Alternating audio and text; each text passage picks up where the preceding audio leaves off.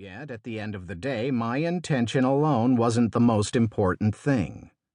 What mattered even more was how my action, explaining my lateness, affected Eleanor.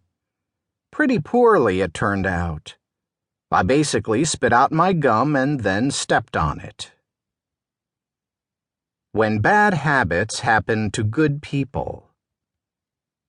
The basic things we all want, fulfilling relationships, accomplishments of which we are proud, meaningful success at work, to be of service to others, peace of mind, are surprisingly straightforward to achieve. But in many cases, our best efforts to achieve them are built on habits and behaviors that, simply put, don't work. When we feel overwhelmed and stressed by our growing to-do list, our knee-jerk reaction is to work longer hours and pack more into the hours we are already working. We multitask, dash from meeting to meeting, sneak emails under the conference room table, and work early in the morning and late into the night. Our intention is to reduce our stress and overload, but our actions have the exact opposite effect. We end up more stressed and more overloaded. Or we say things we think will impress someone, but instead prompt rejection. We reach out to comfort a friend, but somehow make her more upset. We give a team a pep talk, but without knowing why, we discourage them. Each time we feel stunned. What just happened, we wonder? In the end, we spend days trying to repair the damage of those knee-jerk reactions that have backfired on us. We spend countless hours and energy thinking about what we said, talking to others about how we handled a situation, planning our next move, and maybe even walking the long way to the bathroom so we don't have to pass someone we've inadvertently offended in the hallway. 4 seconds to a better habit. There is good news. This is not a hard problem to solve. In fact, all you need is 4 seconds. 4 seconds is the amount of time required to take a single breath. That short pause is all you need to see where you're going wrong and to make a little shift. And I mean little.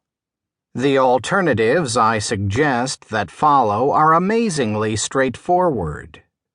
They give you the results you want, and you won't have to spin your wheels endlessly. They are ways of thinking, speaking, and acting, ways of being that are simpler than the old ways and far more effective. They take less time and less energy. They help you become hyper-productive without being hyper.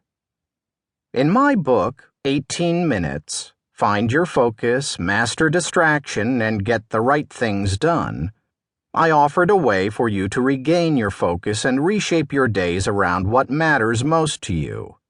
I asked you to be strategic and intentional about what you do. In 4 seconds, I'll show you how to be strategic and intentional, at the speed of light, about how you do what you do. 18 minutes helped you focus on the right things.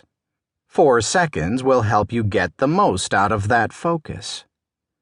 After all, it's not enough to excel at managing your time. You need to excel at using that time powerfully. How you act during those hours determines your success. How you frame your mind, how you relate to others, how you speak and act at work and with your teams. The goal is not just to survive a busy life, but to thrive in your most important endeavors and relationships. You'll learn to replace time-sucking, energy-wasting, counterproductive, knee-jerk reactions with new habits and behaviors that are time-saving, energy-boosting, and productive. You'll learn new ways of living, working, and connecting in this fast-paced world that bring results and peace. A new habit is born. What could I have done differently when I arrived late so my valuable time with Eleanor was spent enjoyably instead of fighting? I could have taken just 4 seconds. Enough time for a deep breath, a pause.